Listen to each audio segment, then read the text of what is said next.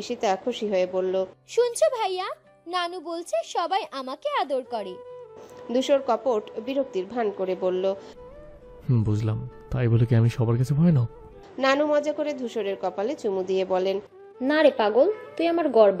তুই যত বড়ই হোস আমার কাছে সবসময় ছোটই থাকবি।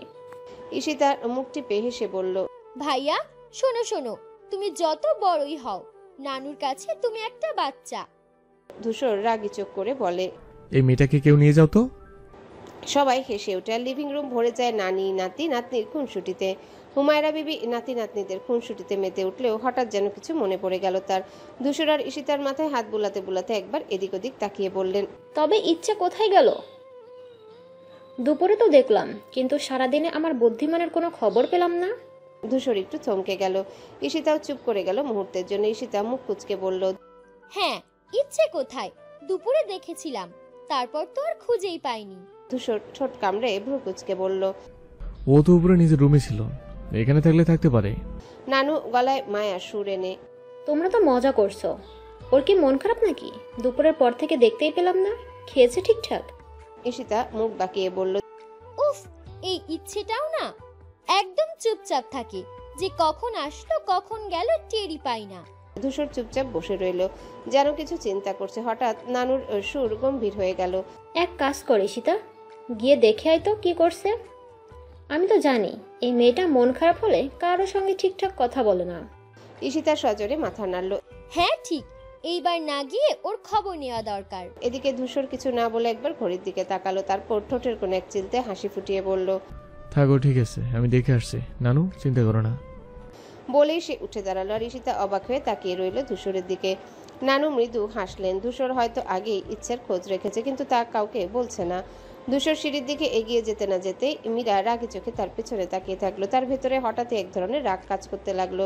ধূসর ইচ্ছের ঘরের দিকে উঠে গেল, অথচ একবারের জন্য মীরার দিকে ফিরেও তাকালো না। এটা মীরার জন্য সহ্য করা কঠিন হয়ে গেল।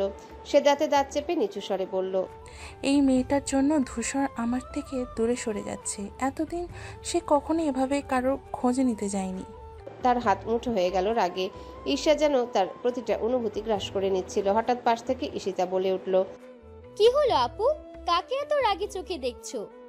মীরা দ্রুত মুখের ভাব পাল্টে একটা হাসি দিল, কিন্তু তার চোখের ভিতরের আগুন লুকানো যায়নি। কিছুই না, এমনি। বলে সে মুখ ফিরিয়ে নিল, কিন্তু মনে মনে সে প্রতিজ্ঞা করলো ইচ্ছাকে ধূসরের কাছ থেকে সরিয়ে দিতেই হবে। ধূসর ইচ্ছে দরজার সামনে এসে থামলো। এক মুহূর্ত দাঁড়িয়ে থেকে ধীরে ধীরে দরজায় নক করলো। ভেতর থেকে কোনো সাড়া এলো না। সে আবারও নক করলো, এবার একটু জোরে। শেষমেশ দরজা ঠেলে ভেতরে ঢুকতেই দেখলো ইচ্ছে চুপচাপ বসে আছে কোলে একটা উপন্যাস, কিন্তু তার চোখ যেন শব্দের মাঝেও হারিয়ে যায়নি। সে চুপচাপ এক দৃষ্টিতে বইয়ের পাতার দিকে তাকিয়ে আছে, অথচ মনে হচ্ছে তার মন অন্য কোথাও পড়ে আছে। ধূসর দরজা ঠেলে ভেতরে ঢুকে এলো, তারপর ঠোঁটে এক ধরনের কৌতুক মিশ্রিত বিরক্তি নিয়ে বলে উঠল, নিচে চলেন ম্যাডাম, আপনাকে কি সব কিছুতেই ইনভিটেশন দিতে হবে? ইচ্ছে বইয়ের পাতা উল্টানোর ভান করলেও তার আঙ্গুল স্থির হয়ে রইল। ধূসর তার দিকে কিছুক্ষণ তাকিয়ে রইল, তারপর আরও একটু সামনে এগিয়ে এসে বলল, আমি কত বছর পর বাড়ি ফিরছি, অথচ আমার সাথে ঠিকমতো দুটো কথা বলে না। তুমি কি আমার আসার জন্য এভাবে নিজেকে লুকিয়ে রেখেছো? ইচ্ছে ধীরে ধীরে চোখ তুলে তাকায় ধূসরের দিকে। এক মুহূর্তের জন্য তাদের দৃষ্টির মিলন হয়। ধূসর দেখতে পেল ইচ্ছের চোখের গভীরে যেন অনেক না বলা কথা জমে আছে, কিন্তু সে কিছু বলছে না। ধূসর এক হাত পকেটে ঢুকিয়ে হালকা ভ্রু কুঁচকে বলল, কি হলো, এমন মুখ করে আছো কেন? নাকি আমাকে দেখতে ইচ্ছে করছে না? ইচ্ছে মুখ ফিরিয়ে নিল, ঠোঁট কাঁপলো একবার, কিন্তু কোনো কথা বের হলো না। ধূসর এবার সত্যিই বিরক্ত হলো। তারপরে এক হাত বাড়িয়ে ইচ্ছের উপন্যাসটা কেড়ে নিল তার হাত থেকে। এখন চলো, বেশি নাটক করো না। ইচ্ছে এবার সত্যিই চমকে উঠল। ধূসর ভাই, এটা কি করছেন? ধূসর বইটা একপাশে ছুঁড়ে দিয়ে বলল, তুমি যদি চুপচাপ বসে থাকো তবে আমার ধৈর্য থাকবে না। চলো নিজেকে সবার সাথে একটু সময় কাটাও। ইচ্ছে দীর্ঘশ্বাস ফেলে ধীর পায়ে উঠে দাঁড়ালো। ধূসর ঠোঁটের কোণে হাসি ফুটিয়ে বলল, এটাই তো চাইছিলাম। তারপর দরজার দিকে ইশারা করলো। Ladies first. ইচ্ছে ধীর পায়ে এগিয়ে গেল আর ধূসর তার পেছনে পেছনে নিচে নেমে এলো। রাতে খাবার সময় তালুকদার বাড়ির ডাইনিং টেবিল গমগম করছে। বিশাল ডাইনিং এর চারিপাশে সবাই একে একে বসে পড়েছে। হৈমন্তী আর মালা খাবার সার্ভ করতে ব্যস্ত, আর ঈশিতা খুশি হয়। আজকে খাবার একদম নানুর হাতের রান্নার মতো হয়েছে। হুমায়রা বিবি পান মুখে চিবুতে চিবুতে হেসে বলেন, তা তো হবেই, আমি তো নিজেও হাতের রেসিপি বলেছি। ধূসর নীরবে খাচ্ছিল, মাঝে মাঝে ঈশিতার ইচ্ছের কথার ফাঁকে চোখ তুলে তাকাচ্ছিল। মীরা পাশ থেকে মাঝে মাঝে ধূসরকে লক্ষ্য করছিল, কিন্তু ধূসর নির্বিকার ভঙ্গিতে খাওয়া চালিয়ে যাচ্ছিল। রফিক তালুকদার আর ইনায়েত তালুকদার নিজেদের মধ্যে অফিসের কিছু বিষয় নিয়ে আলোচনা করছিলেন, আর মাঝে মাঝে মারিয়া খান বিরক্ত হয়ে তাকাচ্ছিলেন, যেন এ ধরনের আলোচনা খাবারের টেবিলে তার পছন্দ নয়। এক পর্যায়ে খাওয়া শেষ হলে একে একে সবাই উঠে পড়তে লাগলো। হুমায়রা বিবি ঈশিতার ইচ্ছের হাত ধরে বললেন, তোরা আমার রুমে আসিস, কিন্তু একটু গল্প করব। ঈশিতা খুশি হয়ে বলল। নিশ্চয়ই নানু। সবাই যার যার ঘরের দিকে চলে গেল। ধূসর একবার ইচ্ছের দিকে তাকিয়ে উঠে গেল উপরে, আর মীরা খানিকক্ষণ দাঁড়িয়ে থেকে রাগি চোখে তাকিয়ে ধূসরের পিছু নিল। এইসবের মাঝে রফিক তালুকদার আর রোকসানা বেগম খাওয়ার পরেও ডাইনিংয়ে বসে রইলেন। রোকসানা গম্ভীর স্বরে বলেন, আপনি জানেন আজ মারিয়া আবার ইচ্ছের সাথে খারাপ ব্যবহার করেছে। রফিক চুপ করে কিছুক্ষণ বসে রইলেন, তারপর বলেন, জানি ধূসর ওকে জবাব দিয়েছে, কিন্তু এসব আর কতদিন চলবে? রোকসানা একটু চিন্তিত মুখে তাকালেন। আমি ভয় পাচ্ছি ইচ্ছের উপর যেন এসবের কোনো প্রভাব না পড়ে। রফিক তালুকদার দীর্ঘশ্বাস ফেলেন, তারপর উঠে দাঁড়িয়ে বললেন, কাল সকালে এ বিষয়ে কথা বলবো, এখন চলো বিশ্রাম নেই। রোকসানা নিঃশব্দে মাথা নেড়ে উঠে দাঁড়ালেন। দুজনে ধীরে ধীরে নিজেদের ঘরের দিকে চলে গেলেন, আর রাত গভীর হতে থাকলো তালুকদার বাড়িতে। রাত প্রায় 1টা ছুঁই ছুঁই। তালুকদার বাড়ির ছাদে মাদুর পাতা হয়েছে, আর সবাই একে একে সেখানে জমেছে। ঈশিতা, ইচ্ছে, মীরা, তৃণ আর তুণ্য সবাই আড্ডা দিচ্ছে। হালকা ঠান্ডা বাতাস ছাদে এসে স্পর্শ করছে, কিন্তু তাদের মধ্যে মজার গল্প আর হাসির রোল যেন এই ঠান্ডাকে উপেক্ষা করে।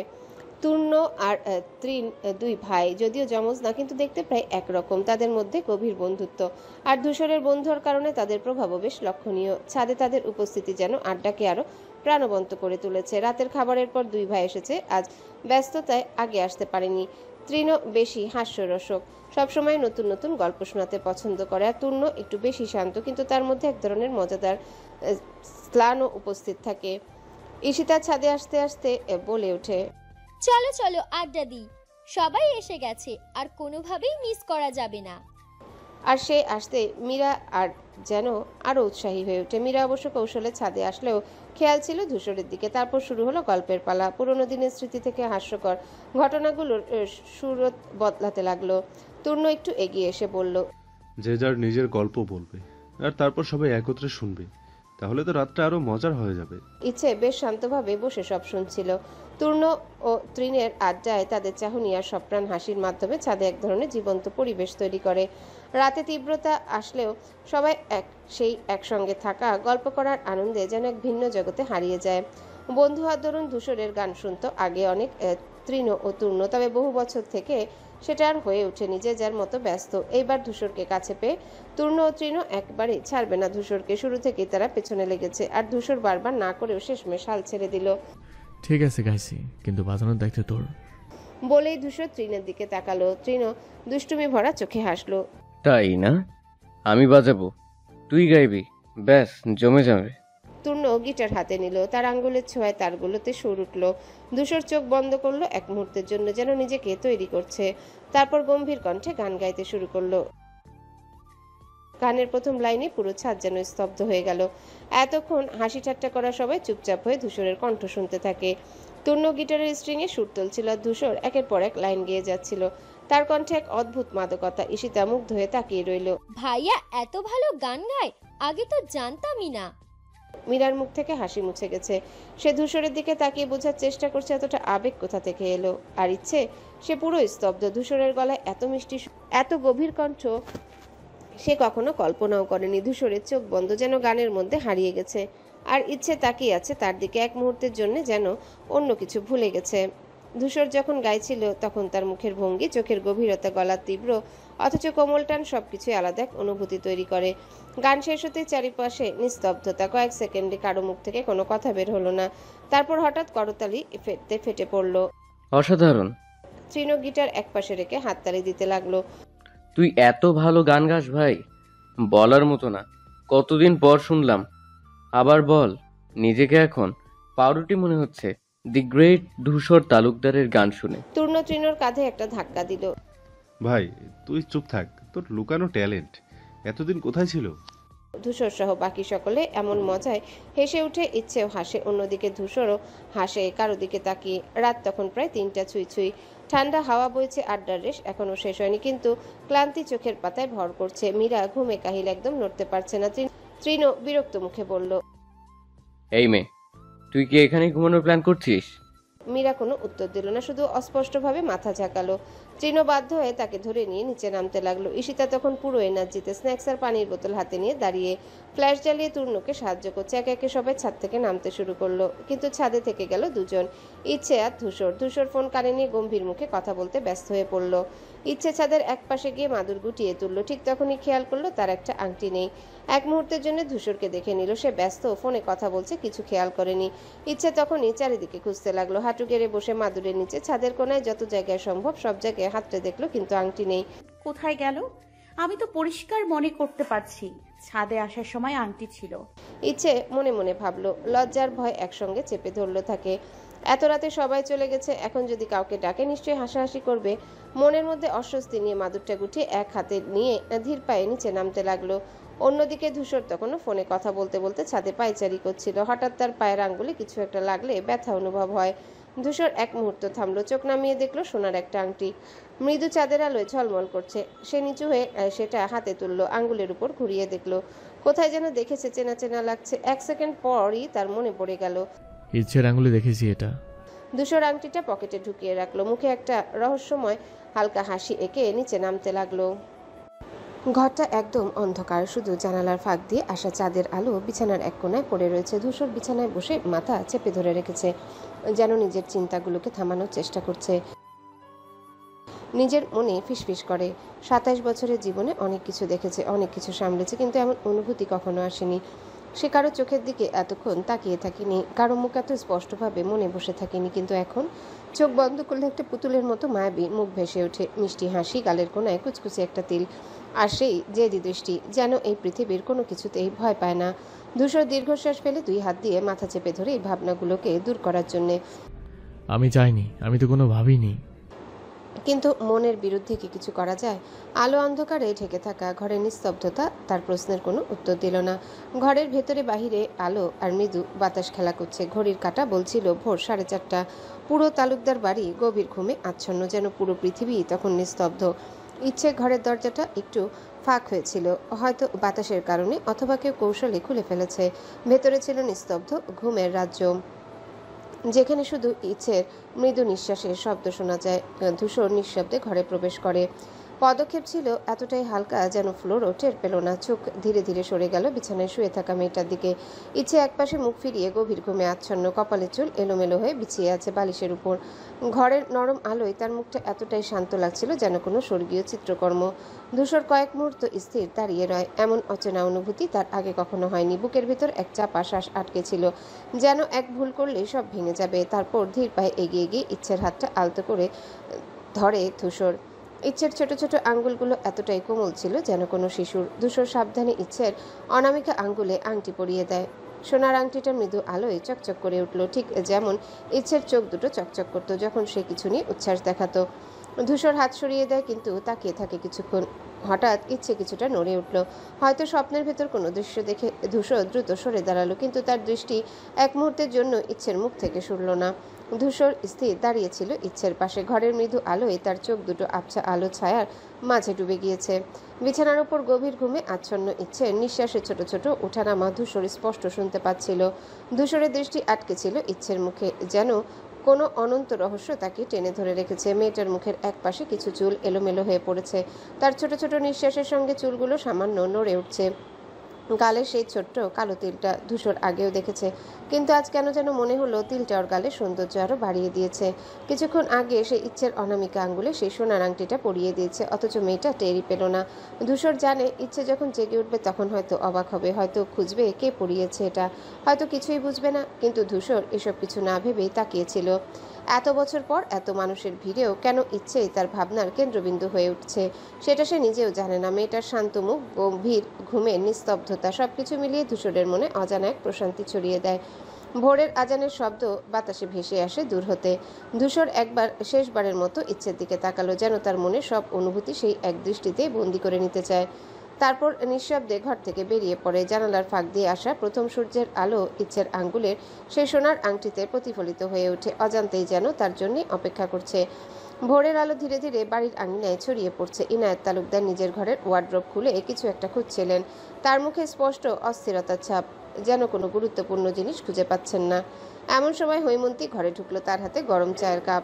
ইনায়েতের ব্যস্ততা দেখে সে এক মুহূর্ত দাঁড়িয়ে রইল, তারপর কাছে এসে বলল, আপনার কি লাগবে বলুন, আমি খুঁজে দিচ্ছি। ইনায়েত চোখ না তুলেই বলল, চাই তোমাকেই, তবে আপাতত একটা ফাইলটা খুঁজছি। কাল রাতে ঠিক এখানে রেখেছিলাম, কিন্তু এখন পাচ্ছি না। হৈমন্তী কিছুটা লজ্জা পায়। বিয়ের এত বছর পরও যেন ভালোবাসা কমে না। হৈমন্তী কয়েক মুহূর্তের মধ্যে সেই ফাইলটা খুঁজে ইনায়েতের দিকে বাড়িয়ে দিল। এই নিন, ঠিক এখানে ছিল। হৈমন্তী হাসে। ইনায়েত স্বস্তির নিঃশ্বাস ফেলল। ধন্যবাদ গিন্নি, আমি অফিসের জন্য তৈরি হই। বলে ফাইল হাতে নিয়ে দ্রুত ঘর থেকে বেরিয়ে পড়ে। হৈমন্তী স্বামী চলে যাওয়ার দিকে এক মুহূর্ত তাকিয়ে থাকে, তারপর মাথা নাড়িয়ে নিজেও বেরিয়ে এলো। বাইরে এসে দেখে মারিয়া খান লিভিং রুমে সোফায় বসে আছেন। হৈমন্তী তার পাশে গিয়ে বসলো। কি খবর? সকাল সকাল এত চুপচাপ কেন? মারিয়া খান এক চুমুক চা নিয়ে হালকা হাসলো। চুপচাপ বলছেন? আমি তো ভাবছিলাম সকালে একটু শান্তি করে বসি, কিন্তু আপনার কথা শুনেই বুঝতে পারছি আর শান্তি নেই। এক চুমুক চা নিয়ে মারিয়া খান গল্প শুরু করল, আর হৈমন্তী মনোযোগ দিয়ে শুনতে লাগে, যেন এটাই তার সকালের সবচেয়ে গুরুত্বপূর্ণ কাজ। হুমায়রা বিবির ঘরে তখনও রাতের বাতি জ্বলছে। জানালার পর্দা সামান্য উঠছে হালকা বাতাসে। ঘরের ভেতর উত্তপ্ত পরিবেশ, কারণ মীরা রাগে ফুঁসছে, তার কপালে ভাঁজ, ঠোঁট চেপে ধরেছে শক্ত করে। দাদি, আমি কোনো অন্যায় বলছি না, আমি শুধু চাই যা আমার সেটা আমি পাই। মীরার কণ্ঠে স্পষ্ট জেদ। হুমায়রা বিবি দীর্ঘশ্বাস ফেললেন, চোখ দুটো যেন একেবারেই গভীর হয়ে উঠছে, বয়সের ভারী, কিন্তু অভিজ্ঞতার দৃঢ়তা সেখানে স্পষ্ট। মীরা, কারো মনের উপরে জোর করা সম্ভব নয়। ভালোবাসা, সম্মান এসব আদায় করতে হয়, দাবি করে পাওয়া যায় না। মীরা দাঁত কামড়ে বলে, আমি শুধু চাই দাদি, আমি জানি ধূসর আমার জন্য যথার্থ, আমি জানি। হুমায়রা বিবি মাথা নাড়লেন। মীরা, তোমার বয়স হয়েছে, অনেক কিছু বোঝার সময় হয়েছে। যে হৃদয় তোমার নয় তাকে ধরে রাখার চেষ্টা করো না, এতে তোমারই কষ্ট বাড়বে। মীরা এক মুহূর্ত নীরব হয়ে থাকে, তারপর রাগে চোখের পানি আটকে বলে, দাদি, আপনি তো সবসময় অন্যের পক্ষ নেন, কিন্তু এবার আমি হারতে চাই না। এই বলে সে দ্রুত ঘর থেকে বেরিয়ে পড়ে। দরজা প্রায় ধাক্কা মেরে বন্ধ করলো। হুমায়রা বিবি নিঃশ্বাস ফেলে জানালার দিকে তাকিয়ে থাকলেন, যেন ভবিষ্যতের কোনো অজানা শঙ্কা তার বুককে দোলা দিচ্ছে। বাড়ির প্রধান ফটক বেশ জোরেই ঠেলে বেরিয়ে এলো। মীরার আগে তার চোখে পানি চলে এসেছে, কিন্তু সে কিছুতেই কাঁদবে না। তার স্যান্ডেলের ঠক ঠক শব্দ রাস্তায় ছড়িয়ে পড়ছে। মারিয়া খান ও হৈমন্তী তখন ড্রয়িং রুমে বসে কথা বলছিল। মীরার এমন রেগে বের হয়ে যাওয়া দেখে দুজনে একে অপরের দিকে তাকালেন। এ কি হলো মেয়ের? এত রেগে কোথায় যাচ্ছে? হৈমন্তী এ বিস্ময় ভরা চোখ। মারিয়া খান না কুচিয়ে বললেন, এই মেয়ে দিন দিন অস্বাভাবিক আচরণ করছে, আমার মনে হয় কারো কথা সহ্য করতে পারছে না। হৈমন্তী একটু চিন্তিত গলায় বললেন, তুমি কি জানো ও এমন করে কেন বের হলো? মারিয়া খান ভ্রু কুচকে বললেন, আমি জানি না, তবে ঠিকই বুঝতে পারছেন মেয়ে কেন এইভাবে বেরিয়ে গেল। হৈমন্তী চিন্তিত মুখে জানালার দিকে তাকিয়ে দেখলেন মীরা ফটকের বাইরে চলে গেছে। গাড়িতে উঠে দ্রুত বেরিয়ে গেল। মেয়ে তো আজ সত্যি কেমন যেন লাগছে। মারিয়া খান তখনও মুখ ভার করে বসে রইলেন। তার মনে একটাই প্রশ্ন, সব কিভাবে হাতের নাগালে আসবে। সকালের মিষ্টি আলো জানালার ফাঁক গলে ঘরে প্রবেশ করছে। নরম সোনালি আভা ছড়িয়ে পড়েছে ঘরের প্রতিটি কোণে। বাতাসে ভাসছে ভেজা মাটির মিষ্টি গন্ধ, সাথে পাখির কিচিরমিচির। গাছের পাতায় সূর্যের কিরণ খেলে এক মোহময় দৃশ্য সৃষ্টি করেছে। ধীরে ধীরে নিস্তব্ধতা ভেঙে ব্যস্ততা শুরু হচ্ছে চারিপাশে। শহর যেন ঘুম ভেঙে এক নতুন দিনের জন্য প্রস্তুত হচ্ছে। রাস্তার মোড়ে চায়ের দোকানগুলোতে ইতিমধ্যেই ভিড় জমতে শুরু করেছে। ধোয়া ওঠা চায়ের কাপে শহরের সকাল ধরা দিয়েছে। অফিসগামী মানুষের দ্রুত পায়ে হাঁটা, রিকশার ঘন্টি, বাসের হর্ন, দোকানের ঝাঁপ খোলার শব্দ, সব মিলিয়ে শহর তার চিরচেনা ব্যস্ততার ছন্দে ফিরেছে। বিল্ডিংয়ের উপর দিয়ে সূর্যের আলো আস্তে আস্তে আরও তীব্র হতে শুরু করেছে। ফ্লাইওভারের উপর দিয়ে দ্রুত গতিতে ছুটছে গাড়ি। রাস্তার পাশে ফলের দোকানে বিক্রেতারা মাল সাজিয়ে নিচ্ছে। সংবাদপত্রের হকারেরা দৌড়ে দৌড়ে কাগজ বিলি করছে। একদিকে প্রকৃতির স্নিগ্ধতা, অন্যদিকে শহরের কর্মব্যস্ততা। এই দুয়ের সংমিশ্রণে শুরু হলো আরও একটা দিন, আরও একটা নতুন গল্পের অধ্যায়। ইচ্ছে অ্যালার্মের টিকিটিকি শব্দে ধীরে ধীরে জেগে ওঠে। চোখ দুটো আলসে ঘুমে ভারী হয়ে আছে। হাত বাড়িয়ে পাশে রাখা ছোট টেবিল থেকে ফটো ফ্রেমটা তুলে নেয়। মিষ্টি একটা হাসি খেলে যায় ঠোঁটের কোণে। ফ্রেমের ভিতরে মা, বাবা আর ছোট্ট ইচ্ছে দাঁড়িয়ে আছে। পুরনো একটা ছবি, যা তার শৈশবের সবচেয়ে প্রিয় স্মৃতি। বিছানা থেকে নেমে জানালার পর্দা সরাতেই সকালের রোদ চোখে এসে লাগে। এতক্ষণে বুঝতে পারে মা নিশ্চয়ই স্কুলে চলে গেছেন, বাবা অফিসে। পুরো বাড়িটা এখন আধা নিস্তব্ধ। তবে কয়েক ঘন্টার মধ্যে এই নীরবতা মিলিয়ে যাবে। তার দিন কেবল নিজের ঘর, পড়াশোনা, ছাদে হাঁটাহাঁটি আর ঈশিতার সঙ্গে সীমাবদ্ধ। নরম মক্ষমলের স্লিপার পায়ে গলিয়ে এসে ধীর পায়ে ওয়াশরুমে ঢুকে কাচের সামনে দাঁড়িয়ে নর্মাল রুটিনের মতো ফ্রেশ হতে থাকে। কিন্তু মুখে পানি দেওয়ার সময় হঠাৎই তার দৃষ্টি আটকে যায় বা হাতের অনামিকা আঙ্গুলে। বিস্ময়ের ঘোরে তাকিয়ে থাকে। এটা কিভাবে সম্ভব? কাল রাতে তার হাত একদম ফাঁকা ছিল, এখন সেখানে চকচক করছে আংটি। তারপর মুহূর্তে যেন গত রাতের ঘটনাগুলো মনে পড়ে যায়। আঙ্গুলে স্পর্শ করে দেখে সত্যি পড়ানো। কে করলো, কেন করলো? গলায় একটু শুষ্কতা অনুভব করে বুকের ভেতর ধুকপুক শুরু হয়। আর দেরি না করে দ্রুত ফ্রেশ হয়ে নেয়। চুলের পানি মোছারও সময় নেই তার কাছে। ভেজা চুল নিয়ে ঈশিতার ঘরের দিকে ছুটে যায়। তাকে এই মুহূর্তে কিছুতেই একা একা এই ধাঁধার সমাধান করতে হবে না, ঈশিতার কাছে সব বলতে হবে। ইচ্ছে দ্রুত ঈশিতার ঘরে গিয়ে ঢোকে। দম নিতে নিতে একটানা বলতে শুরু করে, তুই ভাবতে পারবি না, জানিস আজ সকালে উঠেই দেখলাম আমার হাতে আংটি। কাল রাতে যখন শুয়েছিলাম তখন এটা ছিল না, কিন্তু এখন আছে। কে দিল, কখন দিল, আমি কিছুই জানি না। এটা কি স্বপ্ন নাকি সত্যি বুঝতেই পারছি না। তুই বলতো এটা কিভাবে সম্ভব? কথাগুলো বলে একেবারে থামে ইচ্ছে। শ্বাস নিতে নিতে ঈশিতার দিকে তাকায়, কিন্তু ঈশিতা তখনও চুপচাপ, কোনো সাড়া নেই। একটু কাছে গিয়ে দেখে সে তো গভীর ঘুমে আচ্ছন্ন। এতক্ষণ ধরে যা যা বলেছে তার একটাও ঈশিতা শুনেনি। রাগে, দুঃখে, বিরক্তিতে ইচ্ছে নিজের কপাল চাপড়ে ফেলে। এত নাটকীয় ঘটনা ঘটলো আর ঈশিতা আরামে ঘুমাচ্ছে। নিজের মনে গজগজ করতে করতে খাটের উপর রাখা একটা কুশন তুলে নেয় ইচ্ছে। তারপর ঈশিতার দিকে ছুঁড়ে মারে, ওঠ বেটা, আমি এত বড় রহস্যের মধ্যে পড়ে গেছি আর তুই ঘুমাচ্ছিস? কুশন গিয়ে ঈশিতার মাথায় লাগতে সে ঘুমের মধ্যে একটু নড়ে, চোখের পাতা কাঁপে, কিন্তু পুরোপুরি জেগে ওঠে না। ইচ্ছে হাল ছেড়ে দেয়। থাক, আর তোকে বলে লাভ নেই। রাগে পা ঠুকে দরজা ঠেলে বেরিয়ে যায়। সে ঘরে ফিরে যায়, কিন্তু তার মনে ততক্ষণে আরো হাজারটা প্রশ্ন ঘুরপাক খাচ্ছে। এটা কিভাবে হলো? কে তার হাতে আংটি পরিয়ে দিল? তার অনুমান কি ঠিক নাকি সে ভুল ভাবছে? খালি গায়ে চাদরের উপর হয়ে শুয়ে আছে ধূসর। তার ফর্সা ত্বকের মাঝে মেরুদণ্ড বরাবর একটা ছোট কালো তিল জ্বলজ্বল করছে। ধূসর নিঃশ্বাস নিচ্ছে ধীর গতিতে, যেন কোনো গভীর চিন্তায় মগ্ন। ইচ্ছে দরজার সামনে থমকে দাঁড়ায়। প্রথমে লজ্জা, তারপর বিস্ময় তার মুখে ফুটে ওঠে। মালা হয়তো একটু আগে বেডটি দিয়ে গেছে, তাই দরজাটা ভালো করে লাগানো হয়নি। আর তার এই ফাঁক দিয়ে ইচ্ছে এমন দৃশ্য দেখে ফেলেছে। সে দ্রুত চোখ সরিয়ে নেয়, কিন্তু মাথার মধ্যে দৃশ্যটা আটকে যায়। ধূসরের নির্ভার শান্ত মুখ আর মেরুদণ্ডের মাঝে সেই ছোট্ট তিল অদ্ভুতভাবে ইচ্ছের মনে গেঁথে যায়। আমি এখানে কি করছি? নিজেকে ধমক দিয়ে দ্রুত দৌড় দেয় নিজের ঘরে। বুক ধুকধুক করছে, গাল লাল হয়ে গেছে লজ্জায়, অসুস্থতায়। এতদিনের চুপচাপ থাকা ইচ্ছে যেন আবারও প্রাণ ফিরে পেয়েছে। নিজের ঘরের দরজা বন্ধ করে বিছানায় লাফিয়ে পড়ে সে। এসব কি দেখলাম? বালিশে মুখ গুজে ফেলে। অন্যদিকে ধূসর নিঃশব্দে বাথরুমের ভিতর দাঁড়িয়ে আছে। মাথার উপরে শাওয়ার থেকে টুপটাপ করে ঠান্ডা পানি পড়ছে তার খালি শরীরের উপর। পুরো শরীর ভিজে চকচক করছে। পানির ধারায় তার মেধহীন শক্তপোক্ত পেশিগুলো আরও স্পষ্ট হয়ে উঠেছে। ঘরের হালকা সাদা আলোয় পানির ফোঁটাগুলো তার ত্বকে মুক্তোর মতো ঝলমল করছে, কিন্তু তার চোখে এক ধরনের অদ্ভুত শূন্যতা। দুই হাত দেয়ালের উপর ঠেকানো, আঙ্গুলগুলো শক্ত হয়ে চেপে আছে, যেন ভারসাম্য ধরে রাখার চেষ্টা করছে। পানির ধারা ধীরে ধীরে তার অ্যাবস বরাবর নেমে আসছে, উঁচু নিচু বর্ণিল রেখার মতো গড়িয়ে পড়ছে নিচের দিকে। পায়ের পাতার উপর পানি জমে, তারপর ছোট ছোট স্রোতের মতো বয়ে যাচ্ছে মেঝের দিকে। তার ফর্সা ত্বকের উপর দিয়ে পানি গড়িয়ে পড়ার দৃশ্য যেন কোনো শিল্পীর নিখুঁত তুলির আঁচড়। ভেজা চুল এলোমেলো হয়ে ছোট ছোট ঢেউ তুলেছে কপালের উপর। পানির ঝাপটা চোখে পড়লেও ধূসর যেন তা অনুভব করছে না। গভীর কোনো চিন্তায় নিমগ্ন হয়ে আছে। দীর্ঘ নিঃশ্বাস ছাড়ে মাঝে মাঝে, যেন শাওয়ারের পানি শুধু শরীর নয়, মনকেও ধুয়ে দিক।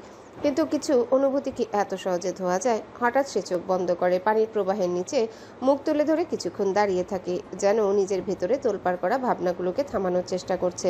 কিন্তু যতই পানি পড়ে, কিছু স্মৃতি আরও গভীর হয়ে মনের ভেতর গেঁথে যায়। বাষ্প ভরা বাতাসে শাওয়ারের পানি গড়িয়ে পড়ার একঘেয়ে শব্দ একাকিত্ব বাড়িয়ে দিচ্ছে। ধূসর জানে এই ঠান্ডা পানি হয়তো শরীরের ক্লান্তি মুছতে পারবে, কিন্তু মনের এই অস্থিরতা, এক অজানা অনুভূতির ভার, ওটা ধুয়ে ফেলা কি এত সহজ? ধূসরের অজান্তে একের পর এক কল আসছিল তার ফোনে এবং ওয়াচে, এবং সেগুলি আসছিল অদ্ভুত নাম্বার থেকে, কখনো সেভ করা, কখনো বা আনসেভ। ফোনের স্ক্রিনে বারবার ভেসে উঠছিল ফটো, ভিডিও এবং কিছুটা। প্রতিটি পপ আপ আরও বিভ্রান্ত করছিল যখন বোঝা যায় নাম্বারগুলো বাহিরের দেশের। ইচ্ছে আপন মনে বই পড়ছিল। হঠাৎ দরজা ধাকিয়ে ঈশিতা দৌড়ে ঢুকে পড়ে, মুখে তীব্র উত্তেজনা, চোখে একরকম উন্মাদনা। গেস হোয়াট, আমি প্রেমে পড়েছি বলেই চিৎকার করলো ঈশিতা। ইচ্ছে ধীরে ধীরে বই বন্ধ করলো, ঠান্ডা গলায় বলল, এগেইন।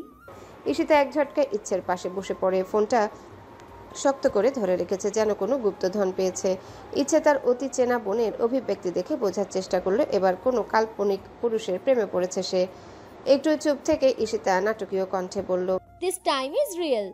ইচ্ছে চোখ ঘুরিয়ে বলল, হ্যাঁ হ্যাঁ হ্যাঁ, আগের বারের মতো যখন তুমি ভেবেছিলে এডওয়ার্ড ক্লনকে বিয়ে করবে, তারপর যখন তুমি হেনরি ক্যাভিলকে দেখে বললে তুমি সুপারম্যানের বউ হবে। ঈশিতা রাগান্বিত ভঙ্গিতে বলল, ওহ শাট আপ, এবার আমি সিরিয়াস। তারপর উত্তেজনে ফোন স্ক্রিনে স্ক্রল করতে করতে এক মুহূর্ত সময় নিল এবং বিজয়ী ভঙ্গিতে বলল, তোর মনোরঞ্জনের জন্য প্রেজেন্টিং মাই আল্টিমেট লাভ, মাইকেল মারোনি। তারপর এক ঝটকায় ফোনটা ইচ্ছের মুখের সামনে এনে ধরলো। স্ক্রিনে মাইকেল মোরনের একটা ইনস্টাগ্রাম রিল চলছে, সুপরিকল্পিতভাবে তৈরি একটি ভিডিও, যেখানে তিনি ধীরে সুস্থে তাকাচ্ছেন, চুলে হাত দিচ্ছেন, ক্যামেরার দিকে হালকা হাসছেন। তার চোখে সেই গা ছমছমে মায়া, যেটা কোটি কোটি ভক্তকে তার প্রেমে ফেলেছে।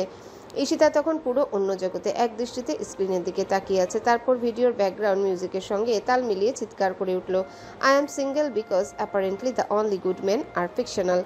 ইচ্ছে বিরক্ত হয়ে বলল, ইসি, এটা তো কোনো নতুন কথা না, তোর সব ক্রাশ। ঈশিতা ফোনটা বুকে জড়িয়ে ধরে স্বপ্নময় চোখে, no no no, this time it's different. তার চাহিনি দেখেছিস, তার গলার গভীরতা দেখেছিস? বাস্তবে এমন কেউ যদি থাকতো আমার। ঈশিতা বিছানায় গড়াগড়ি খেতে শুরু করে আর ফোনে বারবার এই ভিডিও চালিয়ে দেখতে থাকে। ইচ্ছে এক দৃষ্টিতে তাকিয়ে রইল, তারপর মাথা ঝাঁকিয়ে নিজেই বই খুলে বিড়বিড় করে বলে। ঈশিতা তখনও আপন মনে বলে যাচ্ছে, এইবার আমি মাইকেলকে ম্যারি করব ঠিক করেছি। ইচ্ছে ঠান্ডা স্বরে বলে, he does not even know you exist. Ishita এক মুহূর্ত চুপ করে রইল, তারপর হতাশভাবে বলল, true, but a girl can dream. তারপর আবার ভিডিও চালিয়ে নিজেকে হারিয়ে ফেলল মাইকেল মোরনের মোহে। ঈশিতা হুট করে ফোনটা নামিয়ে ইচ্ছের দিকে তাকিয়ে রহস্যময় কণ্ঠে বলে, শোন ইচ্ছে, আমি ভেবেছি তোকে আমি অন্য কোনো সেলিব্রিটির সাথে বিয়ে দেব।